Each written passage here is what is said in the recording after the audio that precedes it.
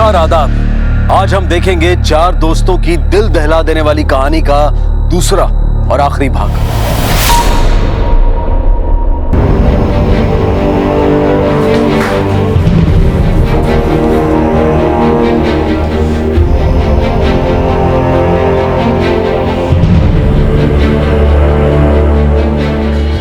कैसा मेरा रोशन?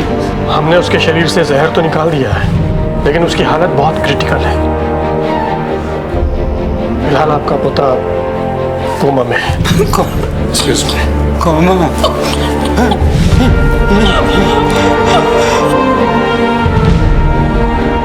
दोस्तों के बीच क्या चल रहा था, कोई जानकारी? बचपन के दोस्त थे उसके, सब बिखर गए।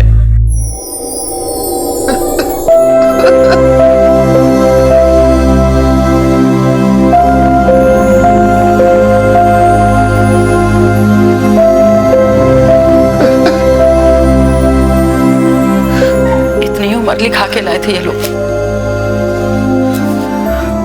होनी को कौन टाल सकता है बेटा? मत रो बेटा। छुओ मत हमको, दूर रहो हमसे। चोट लगा है हमको। उस दिन से सर वो उदास रहता था, रात रात भर रोता रहता था, लेकिन अपनी परेशानी कुछ नहीं बताता था। और अब देखिए, दोस्तों के गम में आत्महत्या कर रहा था, हो सकता है, लेकिन बात इससे कहीं ज्यादा गंभीर है। सर कुछ भी हो, वजह तो इन सबको मालूम था, लेकिन बिना किसी को कुछ बताए तीन तो निकल गए सर। ये रोशन, मुझे लगता है इसे डर था कि पुलिस इससे बात उगलवा लेगी। लेकिन सर इन लोगों ने इतना बड़ा लोन लिया, क्यों लिया और किस लिए लिया? सबसे बड़ी बात है किस लिए लिया, क्योंकि अगर लोन कॉलेज के एडमिशन के लिए लिया गया होता तो माँ बाप को बात पता होती। बिल्कुल सर, पर उन्हें बात पता नहीं थी। ठीक सर, ये साइबर सेल की रिपोर्ट है। तीनों मोबाइल से डाटा रिकवर नहीं हो पाया। बाकी रोशन का मोबाइल निकलवाए हैं, वो भी यूज में नहीं है सर। और उसका डेटा इरेज है सर, और सिम कार्ड गायब है। मतलब रोशन ने भी जहर पीने से पहले डेटा इरेज कर दिया। एक काम करो, सारे मोबाइल्स को फॉरेंसिक लैब दिल्ली भेजो। यस सर, तुरंत। ये मोबाइल का खेल आखिर है क्या?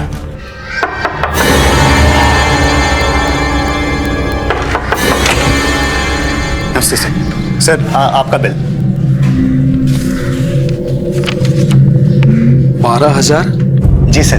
तो भैया ये नंबर हमारा नहीं है। पर सर एड्रेस यही का है सर, देखिए ना। हाँ भैया एड्रेस हमारा है, पर भैया नाम देखिए ना, संदीप मिश्रा। संदीप मिश्रा यहाँ नहीं रहते भैया। पर सर नंबर तो यही एड्रेस पर लिया गया है सर। हाँ भैया वो सब हम नहीं जानते हैं। नहीं जानते हैं सर? सर पेमेंट तो करना होगा ना सर। ये नंबर हमारा नहीं है, बेफिजूल में पेमेंट कर दें। भैया आप जाओ यहाँ से। सर एक मिनट सर। सर ये देखिए सर, ये जो नंबर है 1147039508, ये आपका नंबर है सर? मयंक का नंबर है। मयंक का? सर अल्टरनेटिव नंबर में यही नंबर दिया गया है सर। कौन है ये मयंक? बुलाइए उसको। जाओ ना यहाँ से, काहे माथा खराब कर रहे हो? जाओ। माथा खराब कर रहे हैं सर? ज्यादा स्मार्ट मत बनिए सर, कोर्ट का नोटिस आएगा, 2 मिनट में पूरा भाव बुझने लगेगा। कौन है मयंक? बुलाइए उसको। एक तो चोरी कर रहे हैं, पर सिना चोरी। वाह रे वाह। चोर किसको बोला? किसको बोला चोर? क्या बात है? ये कह रहे हैं कि आपके घर गए थे, आपने मारपीट की। सर चोर बोल रहे हैं हमको। अब आप बताइए, जब ये नंबर हमारा है नहीं तो बिल कैसे पे कर दें?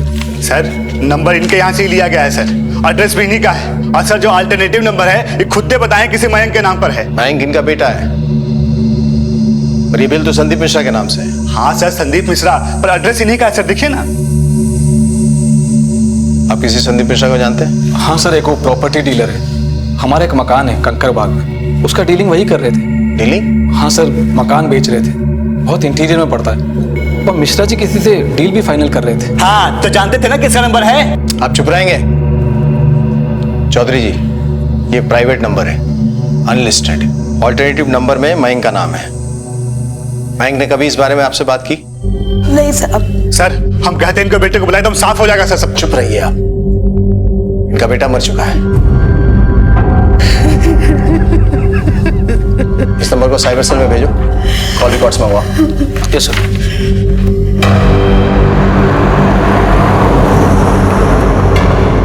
सर संदीप मिश्रा तो हम ही हैं, पर हम कभी कोई प्राइवेट नंबर नहीं लिए। मयंक को जानते हैं आप?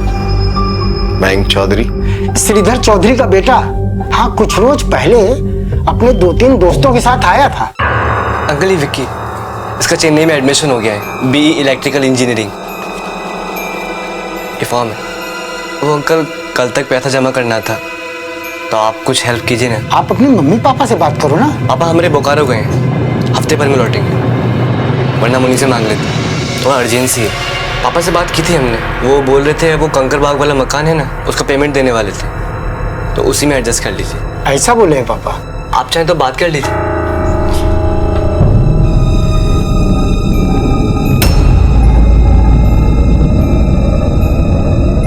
उठा नहीं रहे हैं? दे दीजिए अंकल, वरना इसका एडमिशन रह जाएगा। ठीक है, पर पापा से हमरा बात करा देना। जी जरूर।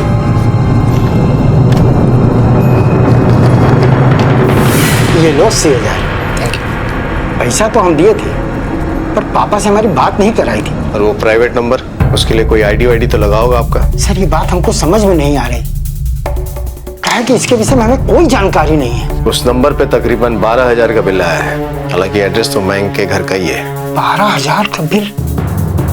पर सर हमने कोई प्राइवेट नंबर नहीं लिया। अरे ये बात आप मयंक से पूछिए ना। शायद आपको खबर नहीं है, मयंक का डेथ हो गया है। क्या? अब तो ये मामला पैसों का लगता था। हाँ सर, पहले 6 लाख रुपए उधार लिए गए,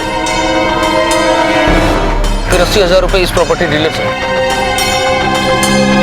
सर समझ में नहीं आ रहा कि इतने पैसे किस लिए लिए गए। पैसे जिस भी काम के लिए लिए गए हों अल्ताफ, एक बात तो जाहिर है, ये बच्चों के लिए बहुत जरूरी रहा होगा, इतना कि इसके लिए विक्की ने घर में चोरी तक कर डाली। ये बच्चे किसी मुसीबत में फंस गए थे या फंस रहे थे? मुसीबत भी इतनी बड़ी कि इनको सुसाइड तक करना पड़ा। Right sir. इसमें कोई दूसरा आदमी भी इन्वॉल्व लगता है अल्ताफ। ये प्राइवेट नंबर उसी से बात करने के लिए लिया गया था। तुमने साइबर सेल को ये नंबर भेज दिया था ना? हाँ सर, भेज दिए। ये रोशन तो जीवन मृत्यु के बीच में झूल रहा है, लेकिन इस नंबर का कॉल रिकॉर्ड से मैं कोई ना कोई पुख्ता सबूत दिलाएगा। एक के बाद एक भयानक घटना का भूकंप झेल रही पुलिस के सामने एकाएक कुछ ऐसे तथ्य आए जिससे इन 4 दोस्तों से जुड़े वाकये की वजह रोशनी में आई। पहले 6 लाख का कर्ज लिया गया, फिर एक प्राइवेट नंबर और फिर 80,000। इतना तो तय था कि ये मसला पैसों से जुड़ा हुआ था। कहीं ऐसा तो नहीं था कि ये बच्चे लोन रिकवरी, लोन उगाही के घातक ट्रॉमा का शिकार हो गए थे? सर कोई हरासमेंट नहीं किए हम लोग। कर्ज देने का काम हम लोगों के बाप दादा के जमाने से चला आ रहा है। सर हम लोग गुंडागर्दी नहीं करते हैं सर। और आदमी तो भेजे थे ना विक्की के घर? सर लोन का पहला केस ड्यू हो गया था, इसलिए भेजे थे, किसी को तंग करने के लिए नहीं सर। सर 80,000 रुपया के लिए हम बच्चे लोगों को तंग काहे करेंगे? फिर मयंक के पापा से हमारा डील चल ही रहा था। अरे पैसा उनसे हमें लेना नहीं था, उल्टा देना था। और फिर बच्चा लोगों से हम कुछ काहे कहेंगे? सर ये प्राइवेट नंबर के कॉल रिकॉर्ड्स हैं। इसके मुताबिक एक ही नंबर पर बार बार बात की गई है, जो किसी ज्योति कुमारी का नंबर है sir. Jyoti Kumari? Address? Sir new Pataliputra colony में रहती है। अल्ताफ ये तो पटना का पॉश इलाका है। चलो।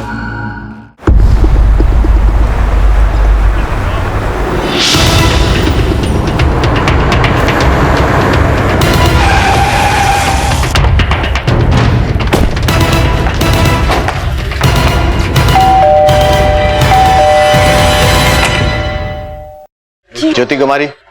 जी मैडम रेस्ट कर रही हैं। बुलाओ ना।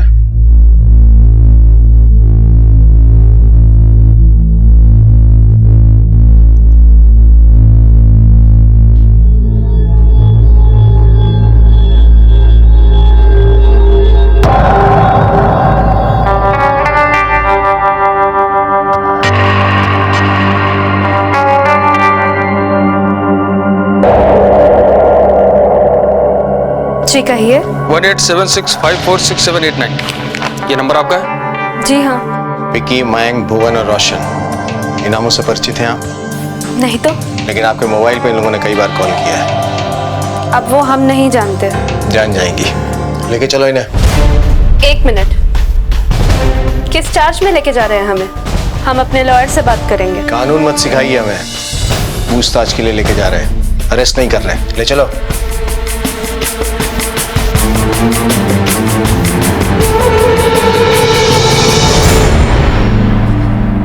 जाने दीजिए ना सर, हम कह रहे हैं ना, हम उन लड़कों को नहीं जानते।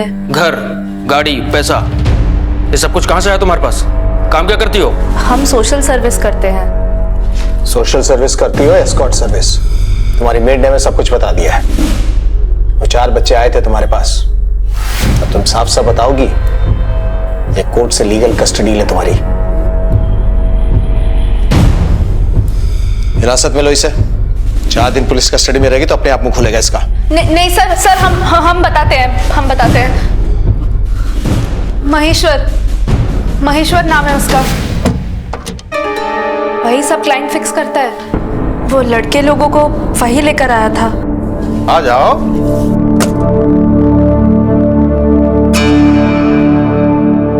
रूबी,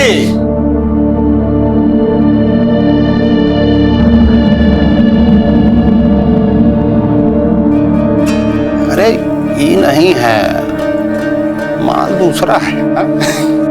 अरे जाओ जरा दर्शन करवाओ। हाँ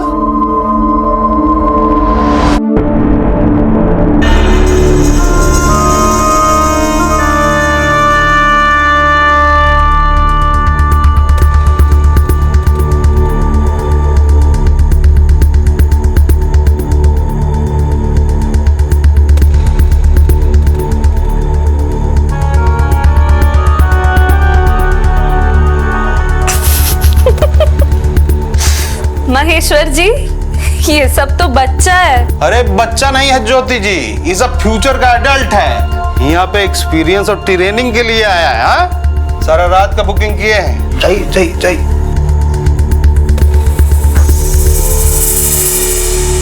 अरे इतना नर्वस काहे हो रहे हो? What is your name? हमारा विक्की। और तुम्हारा? भुवन। चलो, तुम लोग को जिंदगी का पहाड़ा पढ़ाते हैं। चलो आओ। सुबह होते ही वो लड़के चले गए। फिर वो कभी लौट कर नहीं आए। फिर उनके प्राइवेट नंबर से तुमको फोन कौन कर रहा था? और तुम्हारे नंबर से भी उनको फोन गए हैं दर्जनों बार। सर, महेश्वर हमारे फोन से कई दफा कॉल करता था। हो सकता है उसी ने किया हो। उसके कांटेक्ट में कई सारी लड़कियां हैं, लेकिन मेरा यकीन कीजिए सर, वो लड़के लोग कभी वापस नहीं आए हैं। ये महेश्वर कहाँ मिलेगा? महेश्वर मुंगेर गए, बोला कल आएगा। अल्ताफ सर, जाने दो इसे। Thank you sir.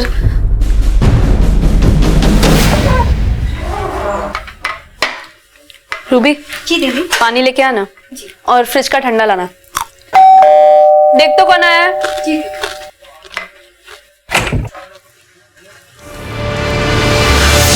Good morning जी। अकेले डिनर हो रहा है क्या? हाँ, मुंगेर से आने में बड़ा देर कर दिया। कुछ खास बात क्या है? थोड़ा पर्सनल टॉक करना था तुमसे। क्या रे, कौन है तू? पुलिस।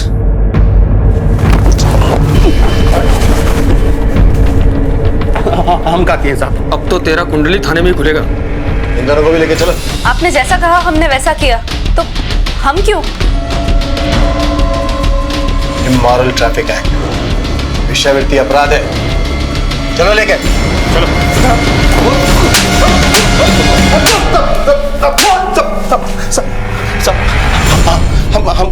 हम कोई गलत काम नहीं किए हैं। वेश्यावृत्ति करता है और बोलता गलत काम नहीं करते। स्कार्ट सर्विस है हम लोगों का। बड़ा पार्टी लोग के साथ में लड़की लोग जाता है, इंटरटेनमेंट करके चला आता है। कोई लटपट नहीं। और वो लड़का लोग स्कूल का विद्यार्थी, बड़ा आदमी था।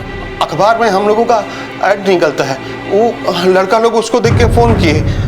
हेलो, वो एस्कॉर्ट। अच्छा, लड़की चाहिए? हाँ। पैसा है? हाँ है पैसा है। कितना आदमी है? 4 हैं। एड्रेस नोट कर लो। आओ आइए, आ जाओ। अरे इतना नर्वस होने का जरूरत नहीं है। अच्छा, वो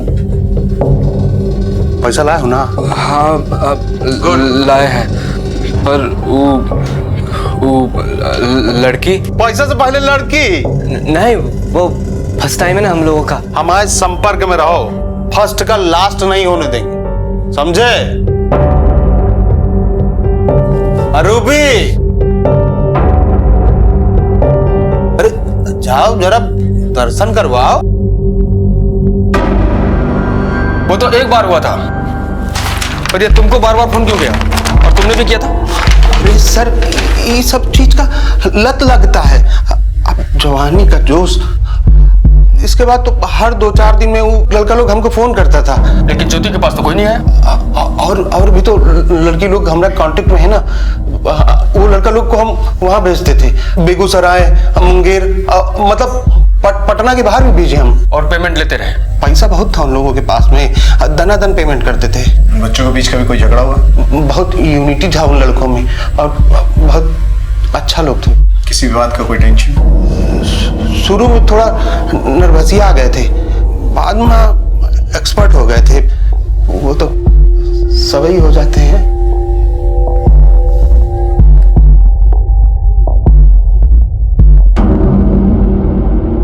नागेश्वर कॉलोनी के ये 4 दोस्त सही उम्र और वक्त से पहले जवानी के जोश को आजमाने चल पड़े थे, लेकिन वो क्या हादसा हुआ कि जोश मौत में तब्दील हो गया? वो क्या दुर्घटना थी जो जवानी की रवानगी में आत्महत्या का जुनून ले आई? क्या इतने पैसे इसी जोश में उड़ा दिए इन स्कूली विद्यार्थियों ने? ये मामला कुछ समझ में नहीं आ रहा था। माना कि बच्चे लोग सेक्स रैकेट में फंस गए थे, लेकिन पहले 6 लाख, उसके बाद 80,000 अलग से सेक्स के पीछे इतना पैसा खर्च करना, ये मामला हमने किसी और दिशा में लेके जा रहे अल्ताफ। ये भेद उन मोबाइल्स में भी था जिसके डेटा इरेज हो गए। तुम्हें याद है चौकीदार की जब बच्चों से बात हो रही थी तो उसने एक शब्द का इस्तेमाल किया था, ब्लैकमेल। सर जी, वो लड़का लोग कुछ ब्लैकमेल बोल रहे थे। हाँ सर। सर, ये महेश्वर का क्या करना है? करना क्या है? डिमांड बढ़ा उसका। वैसे भी मॉरल ट्रैफिकिंग में अंदर होगा वो। ये एस्कॉर्ट्स वगैरह से बहाना इसके पीछे वेश्यावृत्ति हो रही है। बच्चे तक फंसते जा रहे हैं इसमें।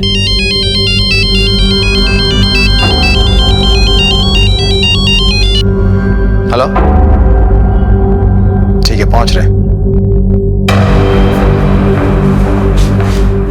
मेरे बच्चे को होश आ गया।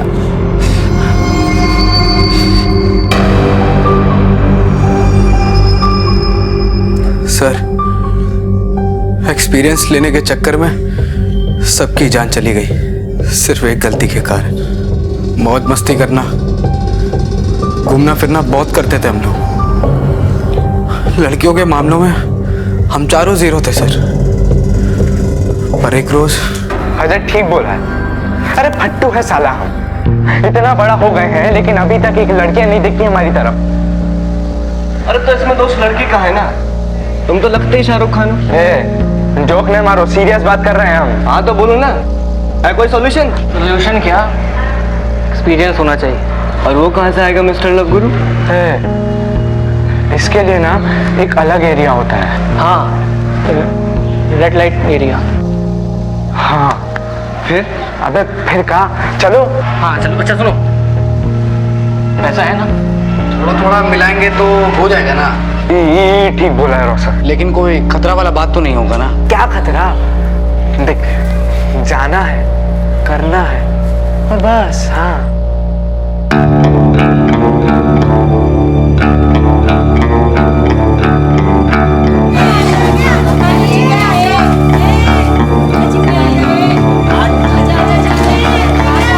अरे रुके क्यों गए तुम लोग? भाई, हमका तो डर लग रहा है रे। अरे इतना डर लग रहा है तो आए कहे रहे, घरे में रहते ना, मुंह उठा के चले आए। ज्यादा स्मार्ट नहीं बनो, जब मैं तो खुद आगे चलो ना फट्टू साला। अच्छा ठीक है, हम आगे आगे चलते हैं, तुम लोग चल चल चल।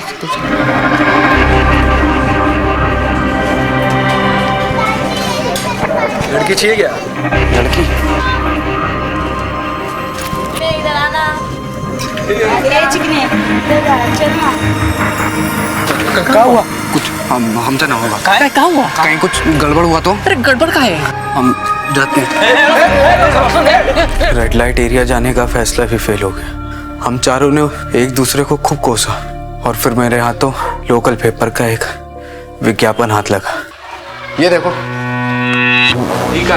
आम लोगों की भाषा में इसको स्कॉट सर्विस कहते हैं और स्कॉट के नाम पे सब कुछ होता है। सब मतलब? अरे नंबर दिया है, फोन मिलाओ, लड़की फिक्स करो, मौज काटो, सिंपल। कितना लगेगा? 5,000, 10,000? मिला जुला के हो जाएगा। क्या क्या कहते हो? हाँ मिलाओ, एक्सपीरियंस जरूरी है, मिलाओ। हम ऐड कोच कर लाए हैं, तो ऐसा कोई रूल है क्या कि हम ही फोन मिलाएंगे?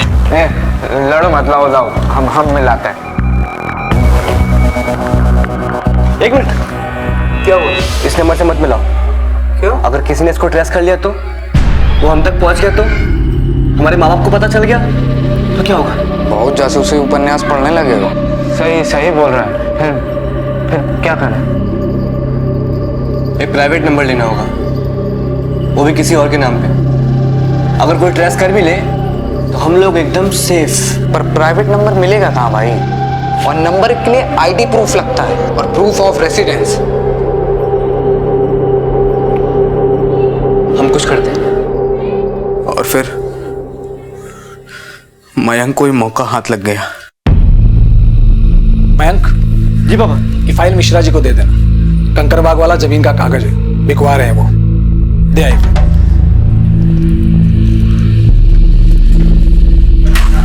नमस्ते अंकल। नमस्ते मयंक, आओ बैठो। फाइल लाए हो? जी। ये पांडे जी को दे दीजिएगा। ये है हमारे पैन कार्ड की कॉपी। एक मिनट, 2 है, एक ही लगेगा वहां पे। ध्यान से जाना। ये भी ना बड़ा बेवकूफ है, बाइक की चाबी यहीं छोड़ गया। बेटा चाय पियोगे? नहीं अंकल, अभी ट्यूशन जाना है तो हम चलते हैं। ये फाइल पापा ने दी थी।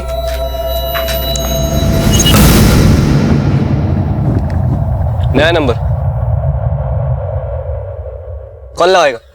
रोशन, ऐड निकालो। बोलो कौन लगाएगा? उस दिन ही बेड़ा तुम उठाए थे ना, तो फोन लगाओ, लगाओ।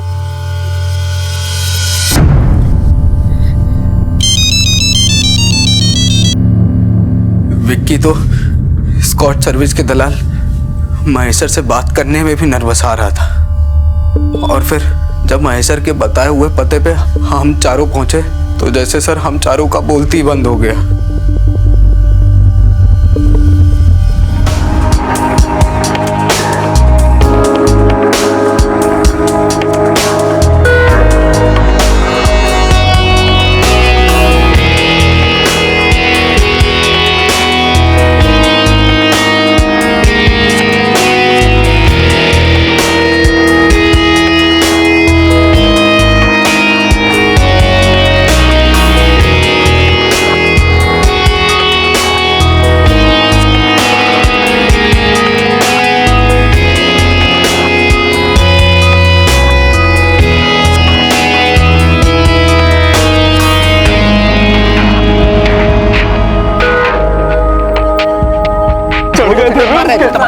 हम चले गए थे उसके ऊपर। रुक फोन बज रहा है रे।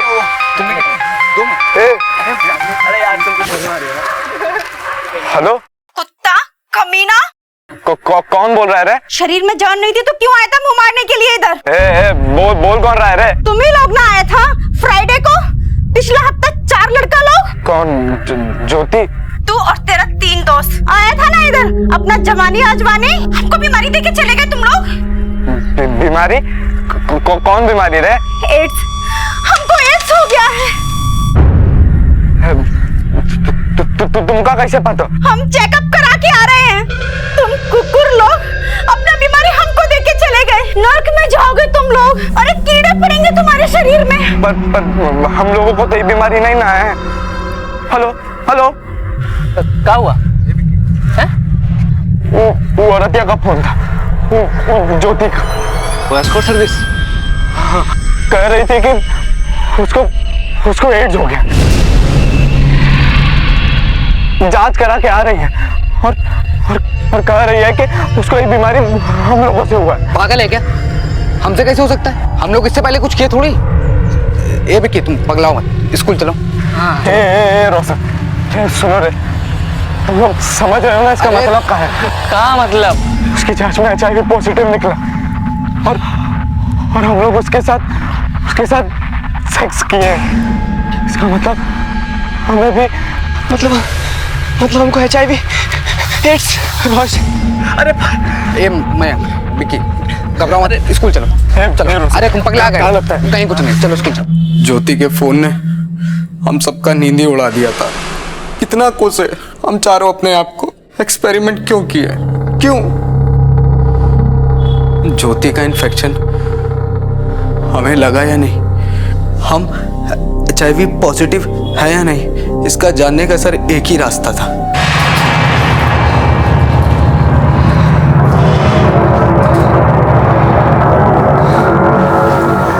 हाँ हेलो। हाँ बोलो। विक्की, हमको HIV टेस्ट करवाना होगा। हाँ यार मैं, हम भी यही सोच रहे थे।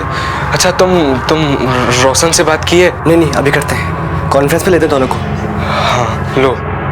अरे सबको करवाने की क्या जरूरत है, एक आदमी करवाओ ना, एक से सबका कुछ ना कुछ पता चल ही जाएगा। अच्छा सुनो, करवाएंगे कहाँ से? किसी ने देख लिया तो? वो साला महेश हमको फोन करके कोई और लड़की चाहिए बोलता रहता। वो साला मैसर हुआ, हम लोग को फंसवा दिया। उसको फोन करके कल मिलने बुलाओ, मिलते हैं उससे। हेलो महेश्वर भाई। अरे बोलो विक्की बाबू। वो मिलना है तुरंत, अर्जेंट है, काम है कुछ। क्या हुआ? आप आइए ना, फिर बताते हैं। 1 घंटे में अपना दानापुर बाईपास है ना, उसको क्रॉस करके लेफ्ट में जो खंडहर है ना, वहां आके मिलो। अरे फंसा दिए महेश्वर भाई आप हम लोगों को। अरे हम कब फंसा दिए हैं? अरे तुम्हें लोग। 1 मिनट, वो औरत बकवास कर रही है।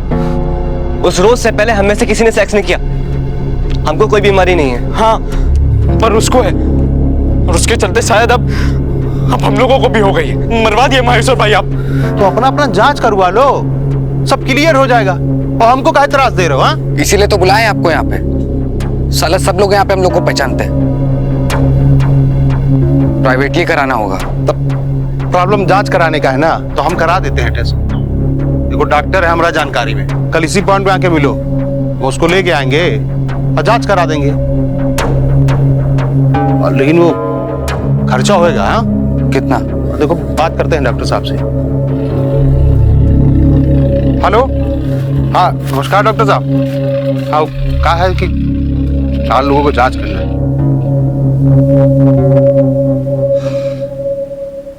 एक का 20 लगेगा और टोटल मिला के 80,000।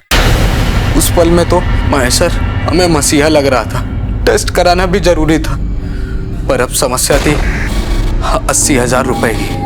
उस पल मयंक को एक आइडिया सूझा। अंकल, ये विक्की, इसका चेन्नई में एडमिशन हो गया है, BE इलेक्ट्रिकल इंजीनियरिंग। ये फॉर्म है। वो अंकल कल तक पैसा जमा करना था, पापा से हमने बात की थी। पापा हमारे बोकारो गए, हफ्ते भर में लौटेंगे। वो बोल रहे थे वो कंकर बाग वाला मकान है ना, उसका पेमेंट देने वाले थे, तो उसी में एडजस्ट कर लीजिए। ऐसा बोले हैं पापा? आप चाहें तो बात कर लीजिए।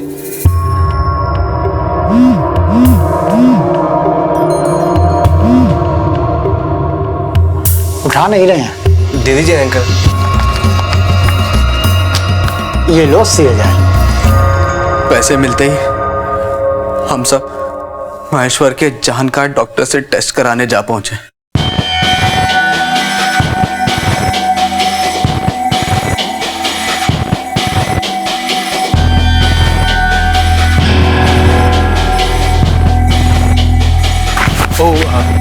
पैसा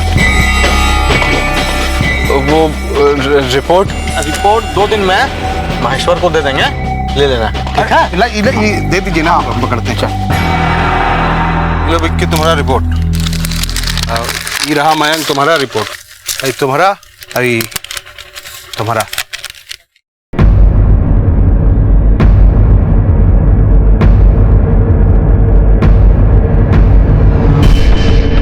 तो हमको बहुत देरी हो रहा, हम निकलते हैं। ये गलत है, नहीं हो सकता हमको, ये हमको एड्स नहीं हो सकता, नहीं हो सकता हमको एड्स। अब क्या करना? अरे हम क्या जाने, डॉक्टर को दिखाओ, इलाज करवाओ, मम्मी पापा बोलो। ये सब तुम्हारे कारण हुआ, तुम्हारे कारण हुआ। हमारी वजह से क्या हुआ? हमको क्या पता था कि ज्योति को एड्स है? क्या खैर, हमको बहुत देरी हो रहा है, चलते हैं।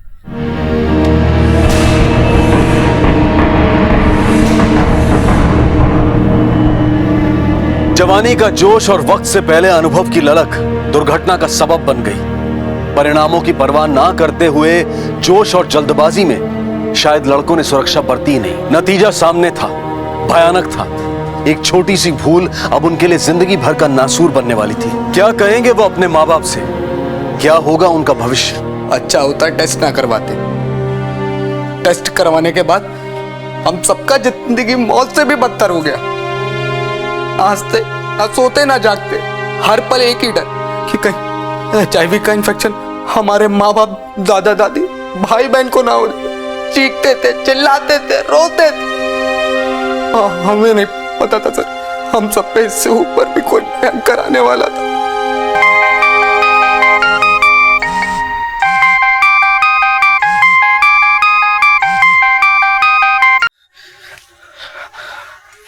हेलो। अरे क्या हाल है भाई?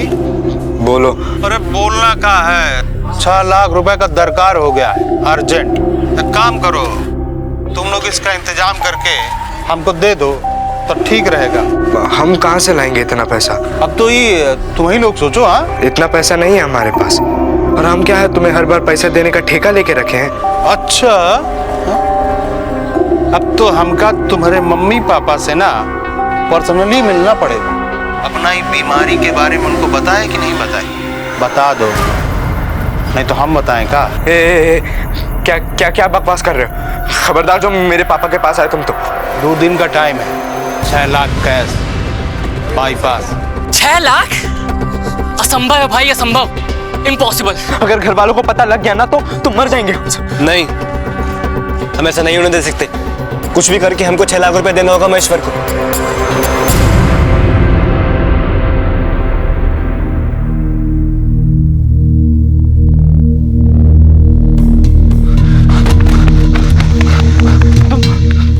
तुम यहाँ क्या कर रहे हो? कहे थे ना आएंगे तुम्हारे फादर से डिस्कस करने। तुम इधर आओ। महेश्वर भाई, क्यों कर रहे हो ऐसा तुम? अरे अपना नीड है, जरूरत है और रिक्वेस्ट कर रहे हैं। देखो हम स्टूडेंट्स लोग हैं, 6 लाख रुपए कहाँ से जुटाएंगे? देखो 80,000 रुपए टेस्ट के लिए जुटाते जुटाते प्राण निकल गए। अब नहीं हो पाएगा महेश्वर भाई। तब ठीक है, हमको अपना ड्यूटी कर लेने दो। महेश्वर भाई प्लीज, हम हाथ जोड़ते हैं, प्लीज हम लोगों को छोड़ दो महेश्वर भाई। नाटक बंद कर, एक दिन और, वरना सीधा आके तुम्हारा फादर से बात करेंगे। चलते हैं, एक दिन और निकालते हैं। जिंदगी नरक बन गया था। HIV के डर से बड़ा डर महेश्वर हमारी जिंदगी में बन गया था। लगता था अब घर पहुंचा, तब घर पहुंचा। फिर जो हम किए अपराध नहीं, पाप था।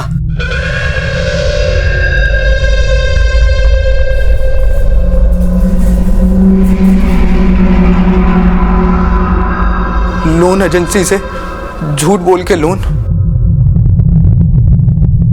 और एक कॉर्पोरेटर को घूस भी दी है, इस डर में सर कहीं हमारे रोग की बात हमारे घर वालों को ना पता चल जाए। एक तरफ HIV के प्रकोप में भविष्य का मंजर और दूसरी तरफ इस सच के उजागर हो जाने का निरंतर डर, और उस डर पर पैसे कमाने की फिराक में एक शातिर अपराधी। यूं समझिए कि लड़कों की जिंदगी जहन्नुम हो गई थी। महेश्वर राय के लालच का पेट पैसों से तो भरने वाला नहीं था। पैसे इस समस्या का स्थायी समाधान नहीं बनने वाले थे। 6 लाख रुपए दिए अभी 2 हफ्ते भी नहीं गुजरे थे कि महेश्वर राय ने 10 लाख रुपए की पेशकश धमकी के साथ दे डाली। अरे नहीं है हमारे पास पैसा, परेशान हो गए तुम लोगों को पैसा दे के। अरे अभी वो मुंगेर में एक घटना हुआ, बेटवा को HIV निकला, हम मदर फादर आत्महत्या कर ली। ये बदनामी भी बहुत बुरा चीज होता है भाई। अच्छा हाँ, वो अपना 10 लाख रुपया का इंतजाम परसों तक कर लेना। महेश्वर का रोज नया नया डिमांड करना हम लोगों के लिए इम्पॉसिबल हो गया था। हम चारों समझ गए थे सर कि जब तक हम चारों जिंदा हैं उसका डिमांड चालू रहेगा, और फिर हम चारों तो मरने ही वाले थे। फिर क्यों अपने माँ बाप का दिक्कत बढ़ाएं? और उस राक्षस से पीछा छुड़ाने के लिए एक रोज हम चारों ने तय कर लिया। मतलब क्या? हाँ, ब्लैकमेल कर रहा है साला, ब्लैकमेल कर रहा है। कब तक रोता रहेगा ये? अब एक ही चारा है। क्या ऐसे भी मरना है? तो पहले क्यों नहीं? सीधा पॉइंट पर आओ, क्या कहना है?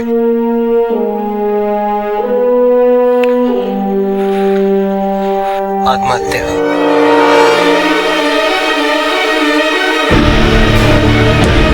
हम तैयार हैं। हम भी क्या कर रहे हो? सर जो भी किए साथ किए। हम मरेंगे भी तो भी साथ ही मरेंगे। बिल्कुल।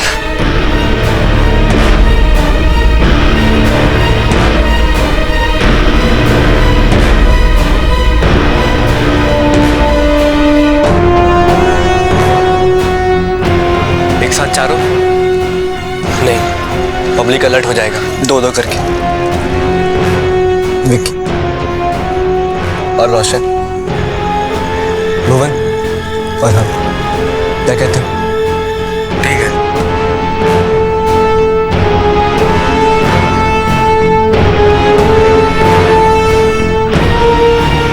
उस रात हम चारों ने अपने अपने फोन का डाटा भी मिटा दिया और फिर सिम भी तोड़ दिया ताकि हमारे साथ हमारा अतीत भी खत्म हो जाए। हम चारों नहीं चाहते थे सर कि किसी को भी पता चले हमने क्या क्या किया और हमारे साथ क्या क्या हुआ। अभी तो बस अगली और अंतिम सुबह का इंतजार था हम सबको। डर लग रहा है तो हमें धक्का मारना, फिर तू खुद कूद जाना। डरपोक था मैं, बच गया, भाग गया वहां से। रास्ते में एक गाड़ी से टकराया था, किसी ने हॉस्पिटल एडमिट कराया, यहां से भी भाग निकला। सर कायदे से उस रोज मुझे भी मर जाना चाहिए था, पर अब डरपोक निकले। महेश्वर का करवाया हुआ HIV टेस्ट सही था, ये तुमको कैसे मालूम?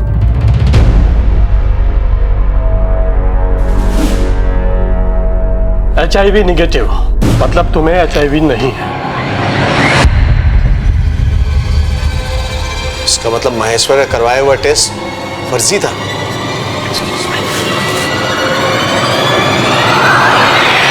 रोशन HIV पॉजिटिव नहीं था और शायद उसके तीनों दोस्त भी नहीं थे। एक तरफ जहां यह मामला आत्महत्या का था तो वहीं दूसरी ओर अगर महेश्वर राय ने झूठी रिपोर्ट के आधार पर बच्चों को बहकाया था तो यह मामला किसी हत्या से कम नहीं था। लॉकअप में जब पुलिस ने महेश्वर राय को एक बार फिर से घेरा तो सिर्फ रोशन ही नहीं, भुवन, विक्की और मयंक, इन सब से जुड़ा सच सामने आ गया।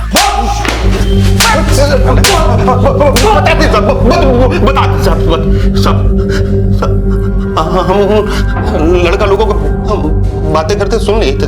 क्या सुन लिया था?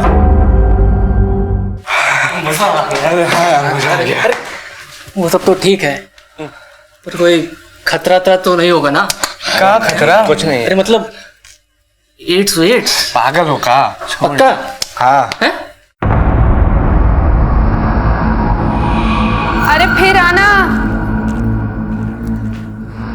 महेश्वर जी, लड़के अच्छे थे, अगली बार इन्हें डिस्काउंट दे देना। देंगे, 100% देंगे ना। साहब वो ज्योति को इसका बारे में कुछ नहीं पता था। हम ज्योति का फोन से उसका मेट रूबी से उन लड़कों लोगों का बात कराता था। वो लड़का लोग समझता था कि वो ज्योति से बात कर रहा है।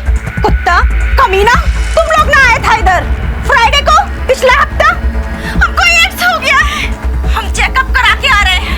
नर्क में जाओगे तुम लोग, अरे कीड़ा पड़ेगा तुम्हारे शरीर में।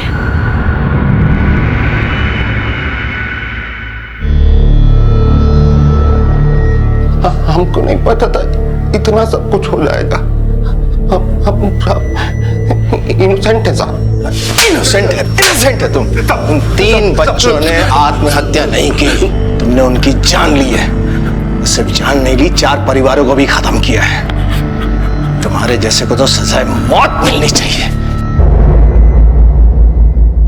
सही उम्र से पहले जिंदगी को आजमाना कई दफा खतरनाक साबित हो सकता है।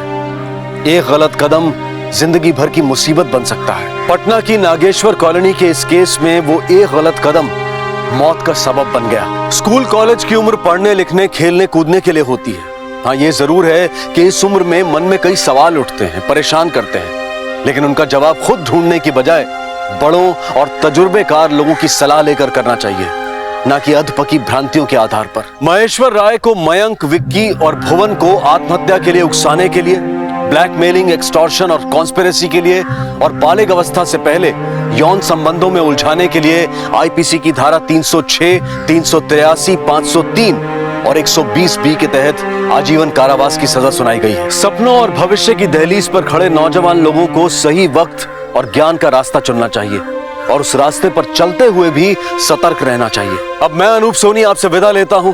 फिर मुलाकात होगी अगले एपिसोड में और खुलासा करेंगे एक और जुर्म का। तब तक अपना और अपने परिवार का ख्याल रखें और देखते रहें क्राइम पेट्रोल डायल 100। सबक एक को सीख हम सबको। जय।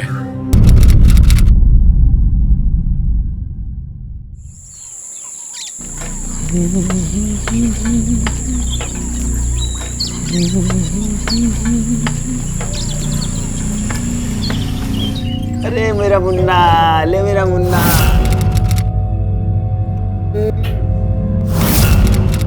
हमारा मुन्ना जो है इच्छे खेलेगा, इच्छे हैं। अरे यार, ये फोन कहाँ रख दिया मैंने? रुकिए, मैं देती हूँ। ये रहा।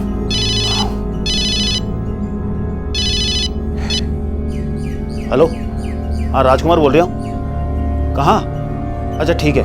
अच्छा हेलो हेलो। यार यहाँ नेटवर्क की भी बड़ी समस्या है। कहीं बाहर जा रहे हो क्या? हाँ हाँ जाना है। बहुत बड़ी न्यूज मिली है। ऐसी क्या न्यूज मिली? अरे देखना प्रभा, इस न्यूज के बाद तुम्हारा पति महान पत्रकार बनेगा, महान पत्रकार। ओ मेरा कैमरा कहाँ है? 1 मिनट में दे रही।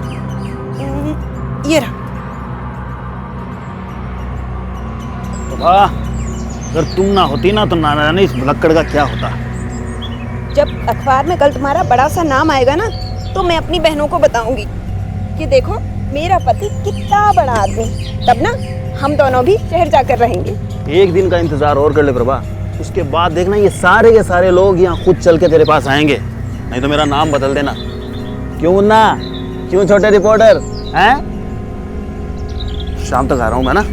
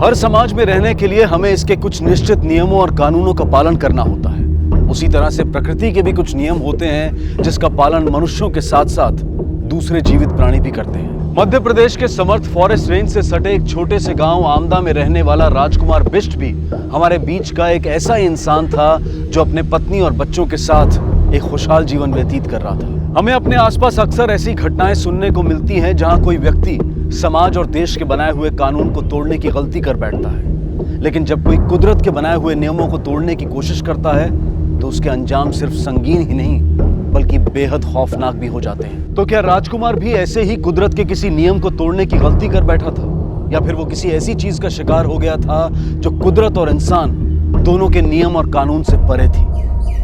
साहब वो पत्रकार हैं, कल सुबह घर से निकले थे पर अब तक उनका कोई अता पता नहीं। आपको किसी रिश्तेदार या आस पड़ोस पे कोई शक?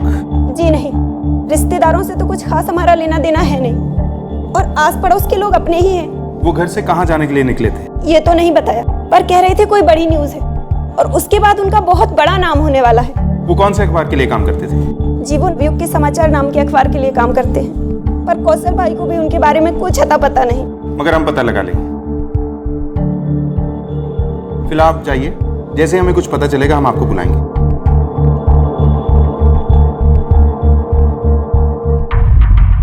देखिए वो हमारे अखबार में काम नहीं करता था, लेकिन उसकी बीवी बता रही थी कि वो आपके ऑफिस में ही काम करता है। देखिए वो पत्रकार तो था नहीं, पर हाँ उसे पत्रकार बनने का शौक बहुत था और खुद को फ्रीलांसर पत्रकार भी कहता था और ऐसी ऐसी फोटो और न्यूज लेकर आता था कि पूछिए मत। वैसे वो कौन सी न्यूज थी जिसे वो फॉलो कर रहा था? वो भांडेर गांव से कोई न्यूज थी, कॉल उसे वहीं से आया था।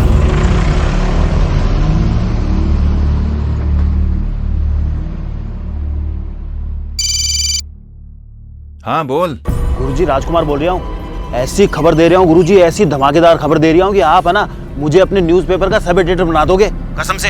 अरे अब बोल भी, नहीं तो हार्ट फेल हो जाएगा मेरा। गुरुजी इस वक्त स्थिति ये है कि मैं यहाँ ना भांडेर से बोल रहा हूँ। क्या? हेलो हेलो गुरुजी। क्या है? हेलो हेलो गुरुजी। क्या? चलो यार तुम तो करो ये। आपने जानने की कोशिश नहीं की कि वो कौन सी खबर थी जो वो आपको देना चाहता था? देखिए मैं उसे इतना सीरियसली क्यों लेता? अब वो कोई न्यूज देता है क्या? या तो कहता है कि बकरी के चरने से 2 लोगों में मारपीट हो गई और एक का सर फूट गया। ये कोई न्यूज है? कॉल कितने बजे आया था? ये कोई 5 बजे शाम को। वो कौन था जो भांडेर में उसे न्यूज देता था? ये तो उसने कभी मुझे बताया नहीं और ना मैंने जानने की कभी जरूरत महसूस की। देखिए इस वक्त हम जा रहे हैं, अगर राजकुमार से रिलेटेड कोई भी न्यूज मिलती है हमें तुरंत इत्तला कीजिएगा। जी आप जैसा बोले। सर अगर राजकुमार ऐसी छोटी मोटी न्यूज करता था तो उसके गायब होने के पीछे बड़ी न्यूज की बजाय कोई पर्सनल कारण हो सकता है। कई बार पर्सनल बातें भी न्यूज हो जाती हैं और न्यूज भी पर्सनल हो जाती है। कारण चाहे जो भी हो, पर हो सकता है राजकुमार के बारे में अगली न्यूज हमें भांडेर जाके ही मिले।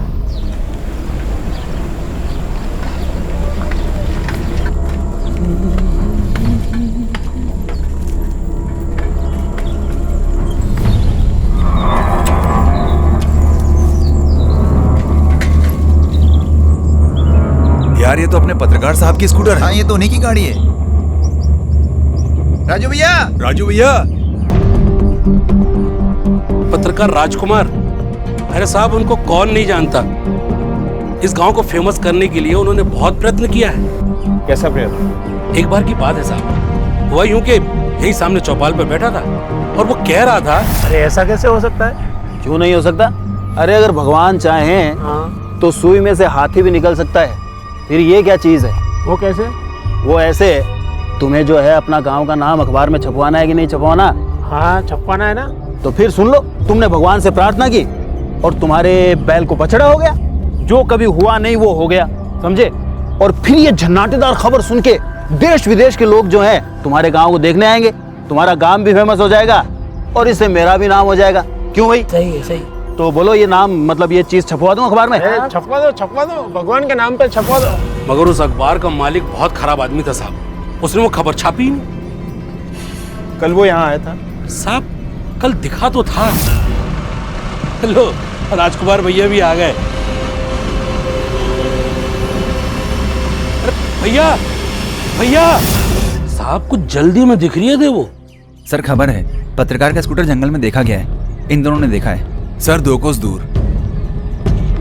2 कोस, मतलब यहाँ से करीब 7 किलोमीटर दूर। ब्रजेश सर, फॉरेस्ट डिपार्टमेंट को खबर करो। Okay sir.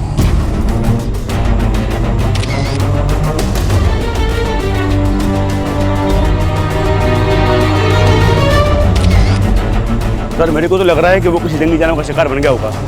लूटपाट या पर्सनल दुश्मनी का मैटर भी हो सकता है।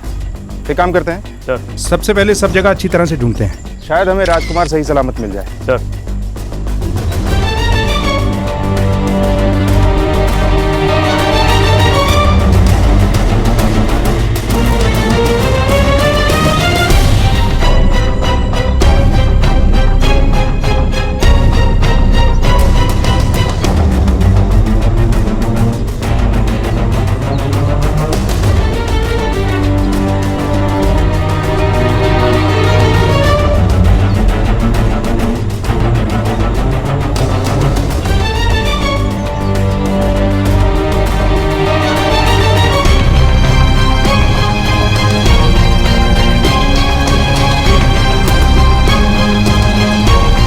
Sir purse.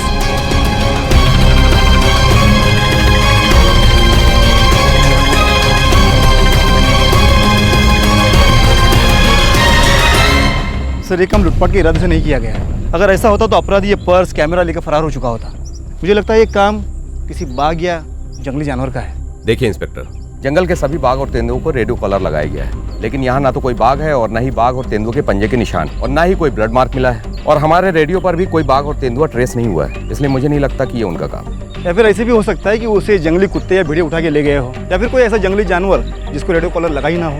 इंस्पेक्टर, जंगली कुत्ते और भेड़िया अपने शिकार को ज़्यादा दूर नहीं घसीटते, वहीं चीर फाड़ कर खा जाते हैं। और अगर ये मान भी लिया जाए कि उन्होंने ऐसा किया है तो लाश का कुछ हिस्सा तो मिलना चाहिए था ना। सॉरी टू से इंस्पेक्टर, हम जांच तो आगे करते रहेंगे, बट इस केस को आप दूसरे एंगल से भी देखना शुरू कीजिए, क्योंकि इस एरिया में ऐसे मिसिंग केसेस पहले भी होते रहे हैं और यही मान लिया गया कि जंगली जानवर उन्हें खा गए, लेकिन आज तक उनका कोई सबूत नहीं मिला है। ठीक है, राजकुमार की वाइफ को इन चीजों की शिनाख्त के लिए बुलाओ। Yes sir. इनमें से ज्यादातर फोटो किसी काम के नहीं है और इस बात का पता नहीं चल पा रहा है कि वो इतनी दूर जंगल में गया क्यों था। लेकिन डेट से पता चल रहा है कि आखिरी फोटो 2 तारीख को खींची गई, करीब 3:30-4 बजे के लिए। राजकुमार की वाइफ आई, भेज दो सर।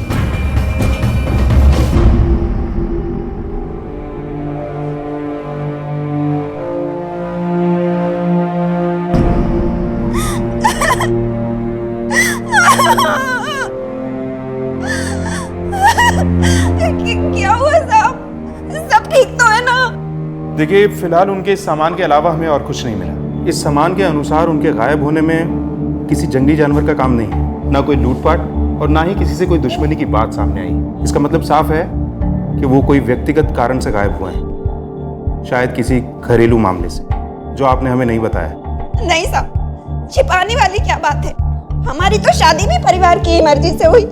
कोई जमीन या प्रॉपर्टी का मामला? प्रॉपर्टी के नाम पर उनके पिताजी सिर्फ कर्जा ही छोड़ गए थे, जो कि धीरे धीरे करके चुका दिया है, और उनकी बहन की उन्होंने शादी भी कर दी है।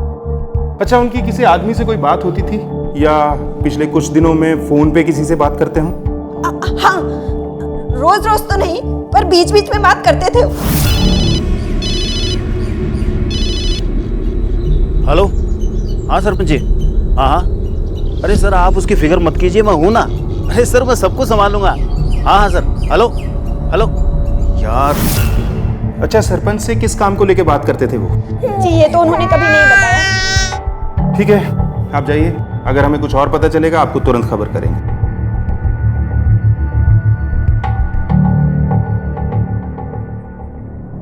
राजकुमार के बारे में अगली खबर भांडेर का सरपंच देगा। अब भैया जैसे उसने हमें देखा तो बोला सरपंच जी गलती हो गई। हमने कहा अच्छा हुआ तूने टाइम से पहचान लिया, वरना लोग तुझे ना पहचान पाते।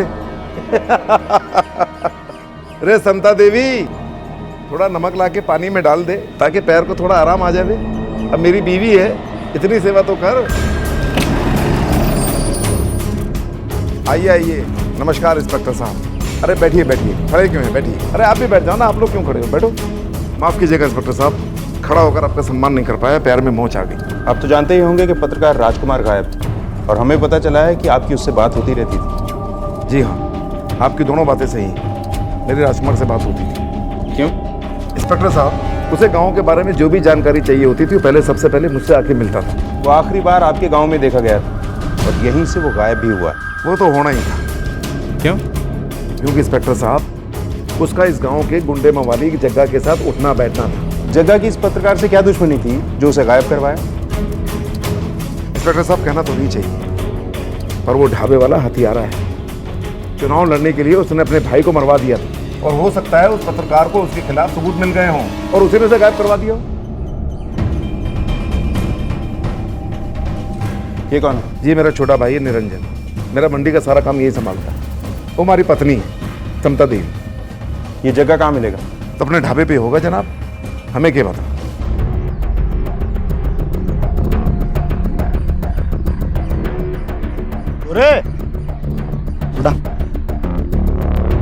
खाना नहीं खाया साहब, चाय तो पी लीजिए। पत्रकार राजकुमार 2 तारीख से गायब है, क्या जानते हो उसके बारे में? हाँ, आया था 2 तारीख तुम्हारे पास। क्यों? दोस्त था साहब, आना जाना लगा रहता था। क्या बात हुई थी उससे? साहब कुछ खास बताया नहीं, बस अपने में ही लगा हुआ था। देख रहे छोरा, यो टाइम हो गयो, चौकीदारी भी करो। ओ भैया, अरे आओ नहीं, आओ आओ। क्यों पत्रकार महोदय, आज कुछ परेशान लग रहे हो? नहीं, बस ऐसे ही थोड़ा मूड खराब था। हैं? कहीं मूड खराब? कहीं ले चलो नहीं तुम्हारे मूड ठीक कराने? नहीं, देर हो रही है मुझे। ए सुनो ने, ए भैया, ए भैया। तू झूठ बोल रहा है। दरअसल तूने ही गायब करवाया उसे। हम क्या बात करते हैं? अब भला हम क्यों झूठ बोलने लगे साहब? दोस्त था। क्योंकि उसे तेरी असलियत का पता चल गया था कि कैसे तूने अपने भाई को मरवाया है। साहब अब समझा, आपको सरपंच ने भड़काया है ना साहब। राजकुमार का आना जाना था सरपंच के यहाँ, उसने कुछ काम दिया था उसको। तो अब ये भी बता दे कि क्या काम दिया था सरपंच ने उसे? कुछ बताया नहीं उसने। तो तुझे लगता है कि मैं तेरी इन बातों पे विश्वास कर लूंगा? अब अगर आपको मेरे पे यकीन नहीं है तो गांव से पूछ लीजिए, पूरा गांव जानता है इस बात को। पूछताछ तो मैं करूंगा, पर सच सामने आने के बाद किसी से कुछ पूछने के लायक नहीं बचेगा, याद रख।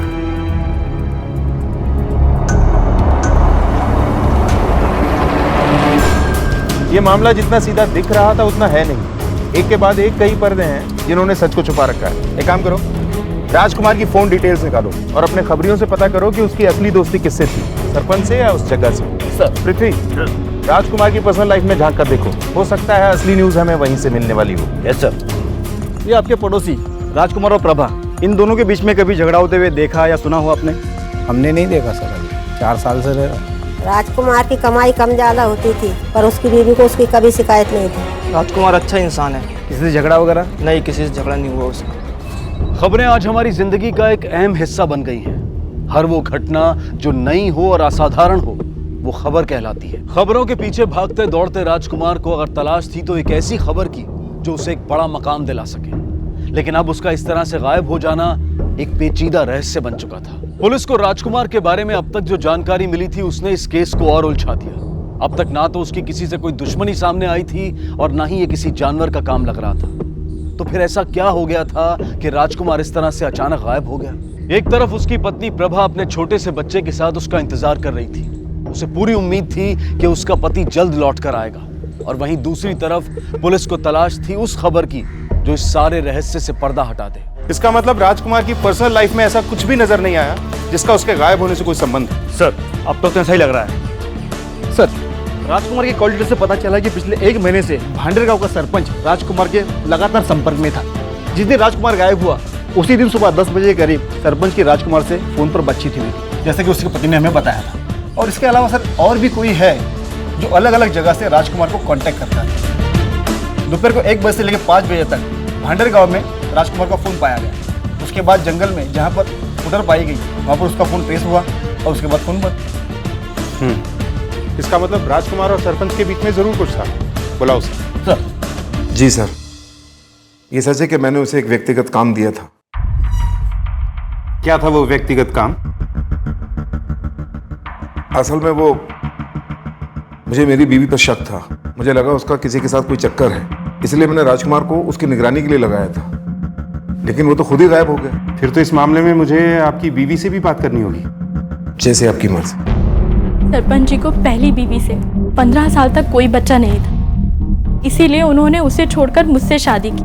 पर सरपंच जी को खुद पर ही विश्वास नहीं था, इसलिए घर में कोई भी नात रिश्तेदार आता वो उस पर शक करते, और शायद इसीलिए पत्रकार को भी मेरे पीछे लगा कर रखा हुआ था, जासूसी करने के लिए। मतलब आप पत्रकार के बारे में जानती थी? महीना भर बाद ही मुझे पता चल गया था। उसके बाद उससे आपकी कोई झड़प हुई? नहीं, बल्कि मैं तो ये चाहती थी कि पत्रकार को सब सच पता चल जाए, ताकि सरपंच जी मुझ पर शक करना छोड़ दे और मैं चैन से जीऊं। इसके अलावा मुझे कुछ नहीं पता। साहब, ढाबे के बाद एक भिखारी को कुछ मिला है। इनका बयान और साइन करवाओ। चलो सर, ये देखिए। दुनिया कैसे आया? खाना खोजने आया।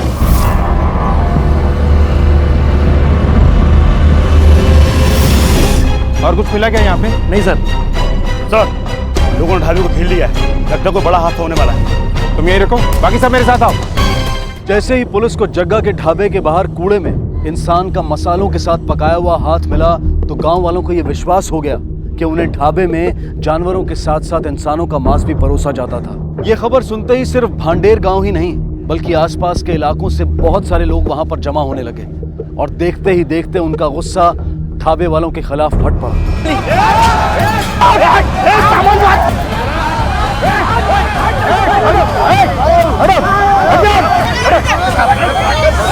साहब, मैं कसम खा के बोल रही हूँ, मैंने कुछ नहीं किया सर। देखो, हमें सख्ती करने पे मजबूर मत करो, हमारे काम में बाधा मत बनो। राजेश सर, ढाबे को सील करो और फॉरेंसिक वालों को फोन करो। सर, इस आदमी को ले चलो। Hello, forensic department. तेरे ढाबे के खाने में और बाजू के कूड़े में इंसान का मांस मिला है और तुझे ही नहीं पता वो कहां से आया? अरे तू कुछ संपत्ति नहीं पड़ रही हो साहब। मैं जानू यो सब वो सरपंच को क्यों उधर हो साहब। झूठ मत बोल। पत्रकार को तेरे इसी राज का पता चल गया था कि तू ढाबे में इंसानों का मांस परोसता था, इसीलिए तूने उसे मार डाला और जानवरों की तरह काट कर लोगों को परोस दिया। अब झूठ है ये वो सब। ढाबे का किचन एकदम खुले में पड़ा है। अगर ऐसा कर रहा होता तो कब का लोगों को पता नहीं चल गया होता। पता तो चल ही गया है, और अगर साबित भी हो गया ना तो मार मार के ऐसा पकाऊंगा कि तेरी हड्डियां भी साबुत नहीं बचेंगी।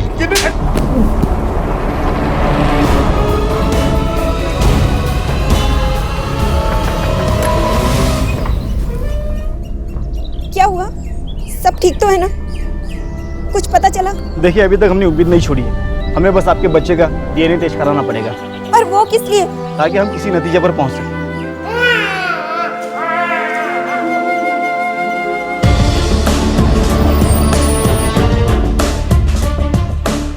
सर, पत्रकार के केस में ढाबे में मिले लाश के टुकड़ों की फॉरेंसिक रिपोर्ट आ गई है। इससे दो बातें सामने आई है।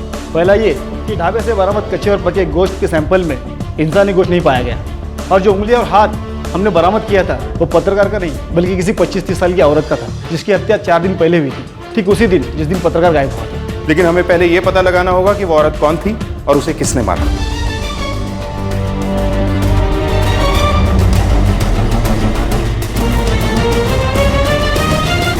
नहीं साहब, इस उम्र की लड़की तो इस गांव से कोई गायब नहीं हुई। सर, इस गांव की तो नहीं, लेकिन उस सरपंच साहब के पास एक लड़की बिंदिया जिसे वो दूसरे गांव से लेकर आए थे, वो नहीं दिख रही है।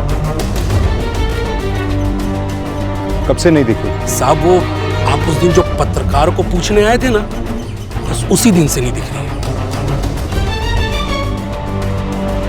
सर, सरपंच के अनुसार पत्रकार उसी के लिए काम कर रहा था, तो फिर वो उसे ही क्यों गायब करवाएगा? शायद इसी काम के लिए सरपंच के यहाँ पत्रकार का आना जाना बढ़ गया था, और पत्रकार का संबंध सरपंच की बीवी या फिर उस बिंदिया से हो गया होगा जो सरपंच को नागवार गुजरा, और उसने दोनों को ठिकाने लगा दिया और बड़ी चालाकी से इस ढाबे वाले को भी फंसा दिया। या फिर ऐसे भी हो सकता है कि सरपंच की बीवी समता के बारे में पत्रकार और बिंदिया को कुछ पता चल गया हो, इसलिए सरपंच की बीवी ने दोनों को ठिकाने लगा दिया, क्योंकि अब दोनों भी एक ही दिन गायब हुए। एक काम करो, पहले सरपंच को उठाते हैं, ये बोलेगा कुछ नहीं, हमें ही उगलवाना होगा।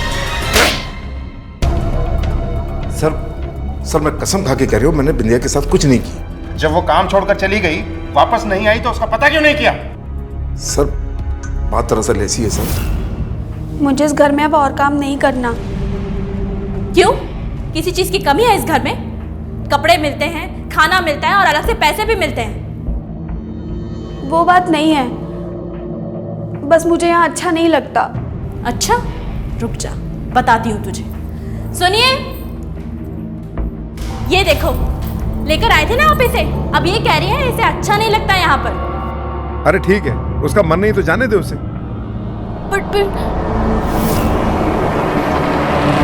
फिर क्या हुआ? सर फिर वो बाद में ही तो हमें लगा कि वो काम छोड़कर चली गई। एक लड़की जो बिना बताए काम छोड़कर चली गई, तुमने ये तक पता करने की कोशिश नहीं की कि वो अपने घर पहुंची भी या नहीं? सर बात दरअसल ऐसी है कि उसके माँ बाप मर चुके थे, इसलिए हमने उसको अपने पास रख लिया था। वो बालिग हो चुकी थी, बड़ी हो चुकी थी, वो हमारे यहाँ काम करती नहीं करती उसकी मर्जी थी। फिर हम पूछते भी तो किससे पूछते सर?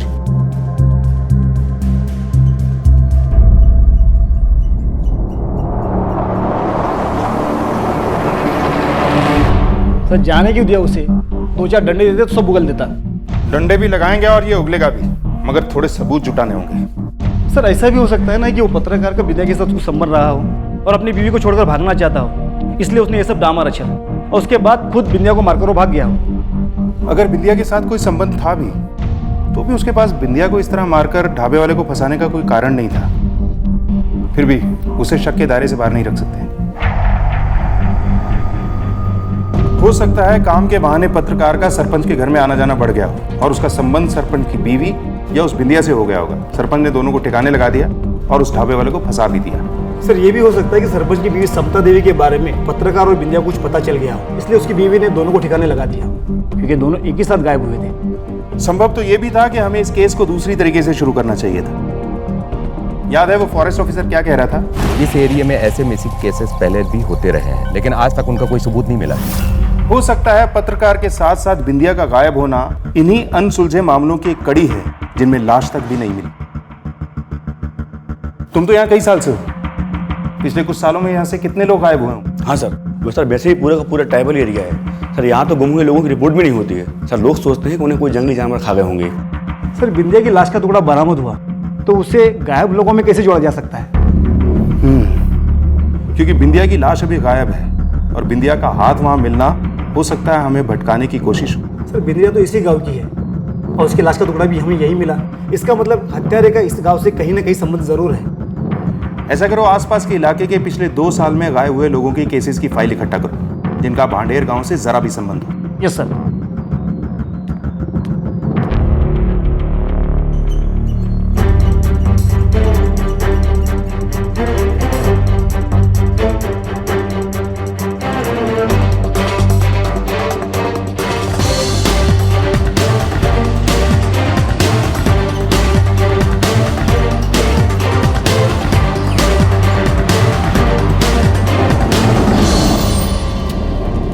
सर ये देखिए, पिछले 2 साल में आसपास करीब 7 से ज़्यादा लोगों की गायब होने की रिपोर्ट दर्ज है, जिनका अभी तक कुछ भी पता नहीं चला। इनमें से 3 केसेस ऐसे हैं जिनका सीधा संबंध भांडेर गांव से था। एक काम करो, इन केसेस से जुड़े सभी गवाहों को बुलाओ, शायद इस बार कोई नई जानकारी मिले। सर जी, ये ब्रह्मा प्रसाद उस ढाबे वाले जग्गे का बड़ा भाई था। उसने पहली बार सालों से निर्विरोध चुने जा रहे सरपंच भगोई के खिलाफ चुनाव लड़ने का फैसला किया था। अरे अपनी चोट करारी है,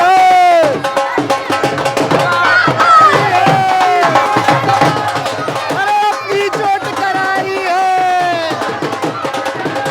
अपनी चोट करारी है। ब्रह्मा भैया, ब्रह्मा भैया।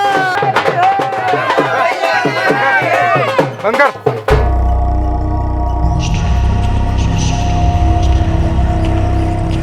तेरी इतनी औकात कि तू हमारे आगे खड़ा होगा?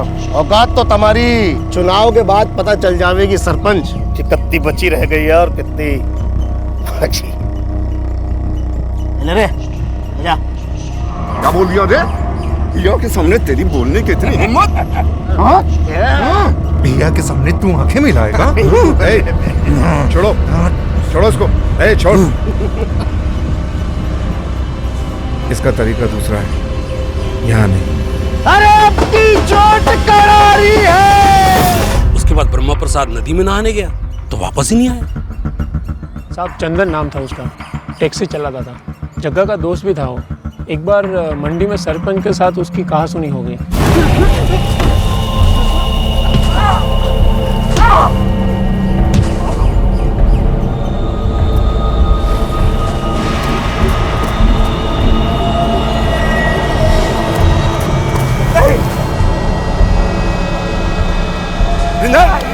रुक जा, छोड़ दे, छोड़ दे, छोड़ दे उसको। ऐसे नहीं, अभी नहीं। चल। आखिरी बार वो ढाबे में दिखा था, उसके बाद नहीं दिखा वो। सरपंच के यहाँ एक बंगाली आदमी था जो हिसाब किताब का काम देखता था। बंगाली, मुझे शाम तक एक एक पैसा का हिसाब चाहिए। अगर सर मैंने आपको एक एक पैसे का हिसाब दिया है, मगर आप भूल भाल करेगा तो मैं क्या करेगा सर? चुप कर।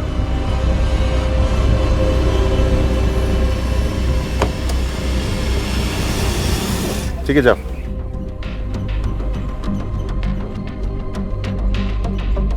सर उसके बाद वो बंगाली भी गायब हुआ, बिल्कुल इसी तरह वो पत्रकार भी गायब है और बिंदिया भी।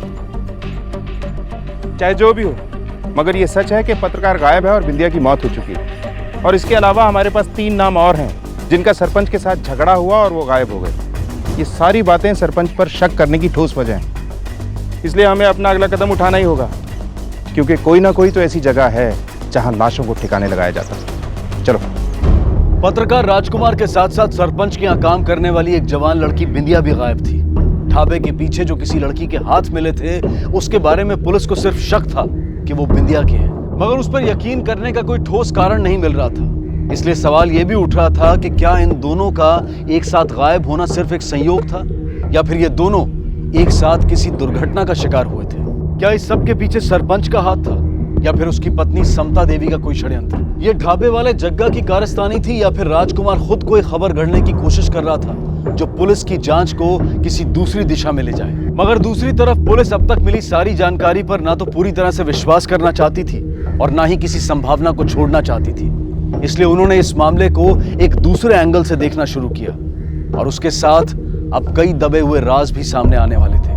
बोरियां सारी गोदाम में रखवा दी थी ना? रखवा दी थी मैंने।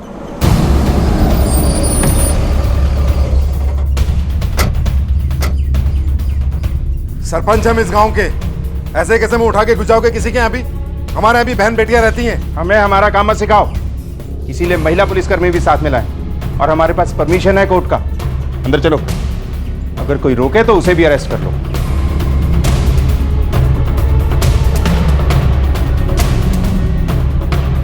तलाशी लो पूरे घर।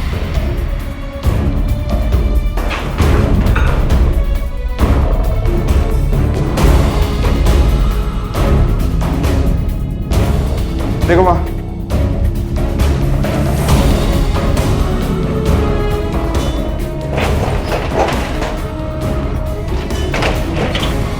कुछ मिला? कुछ नहीं सर। चलो पीछे देखते हैं। तुम आ देखो, तुम यहाँ।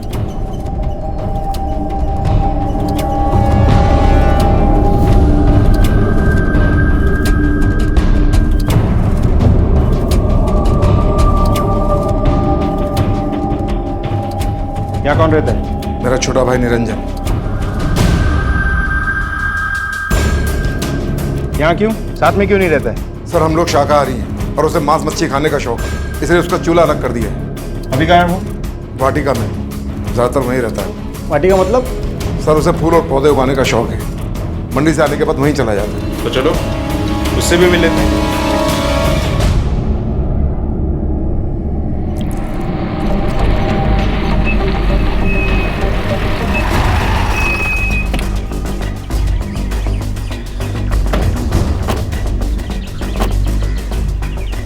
सारी जगह की तलाशी लो।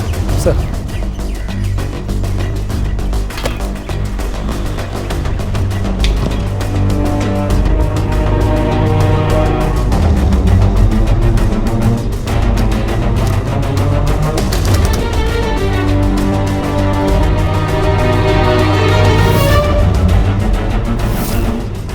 ब्रजेश। Yes sir. ये अलमारियाँ खोलने की कोशिश करो, ना खुले तो ताला तोड़वा देना, मैं बाहर देखता हूँ। ठीक है सर।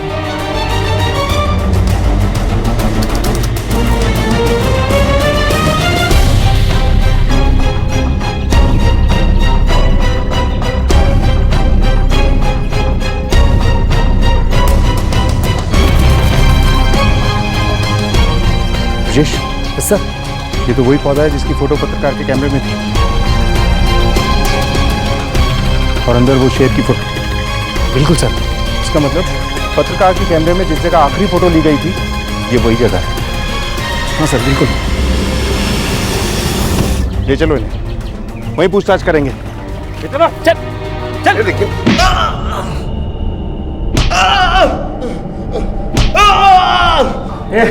छोटे से इसके पाँव पकड़ पकड़,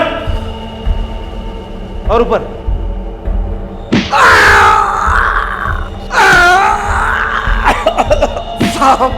साहब मैं कसम खा के कहता हूँ, साहब मैंने कुछ नहीं किया। अच्छा, अभी थोड़ी देर में सब याद आ जाएगा। ब्रजेश, लगा रहे।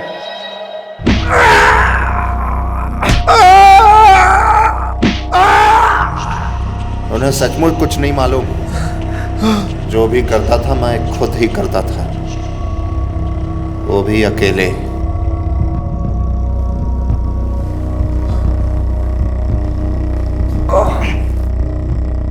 अब ये भी बता दे कि क्या करता था। खा जाता था। क्या बोला? क्या करता था? मार कर खा जाता था।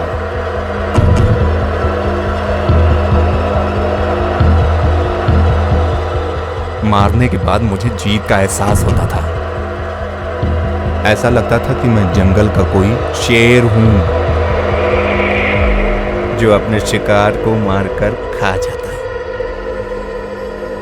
कब से चल रहा था ये सब? सबसे पहले भिया के साथ एक आदमी को मारा, उसे वहीं वाटिका में गाड़ दिया।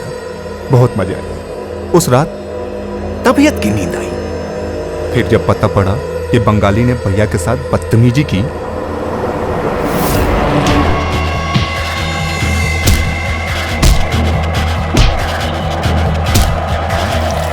उसका भेजा निकालकर खा गया ताकि उसे पता पड़े कि हमसे बढ़कर नहीं है वो। उसके बाद किसको मारा? ढाबे वाले के भाई ब्रह्मा को। उसे तो वहीं नदी में ही ताप दिया। साला हमारी भैया के सामने आंखें मिलाने की हिम्मत कर रहा था। अपनी औकात भूलकर हमारे सामने खड़ा हो रहा था। सोचा मर गया, मगर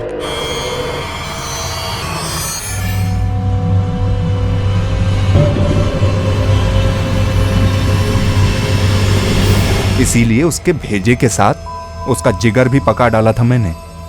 और फिर इसमें मजा आने लगा।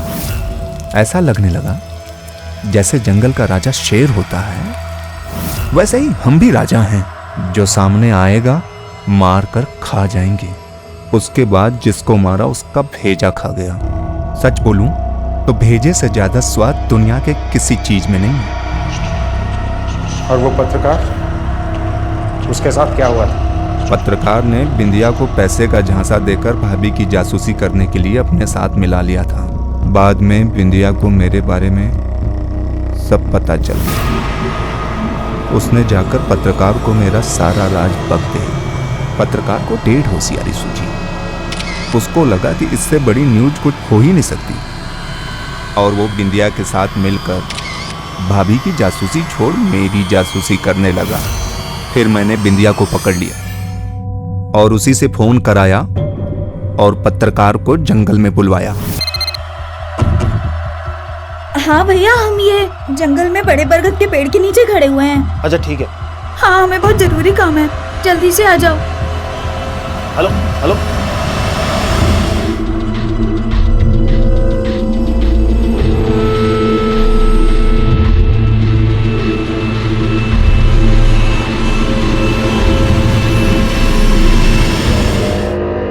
फिर दोनों की लाश को बोरों में डालकर वाटिका ले आया और अब की बार दोनों के भेजों को एक साथ पकाया। लाश के बचे हुए टुकड़ों को कहाँ फेंकता था तू? फेंकता क्यों, वहीं वाटिका में गाड़ देता था। खाद बन जाते थे तो फूलों का रंग निखर कर आता था। जानवर भी अपनी जात के जानवर का शिकार नहीं करते, तो जानवर कहलाने के लायक भी नहीं।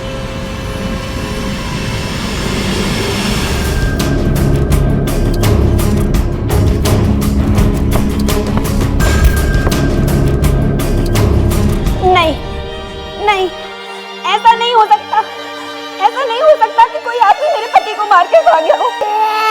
ऐसा नहीं हो सकता, ऐसा नहीं हो सकता।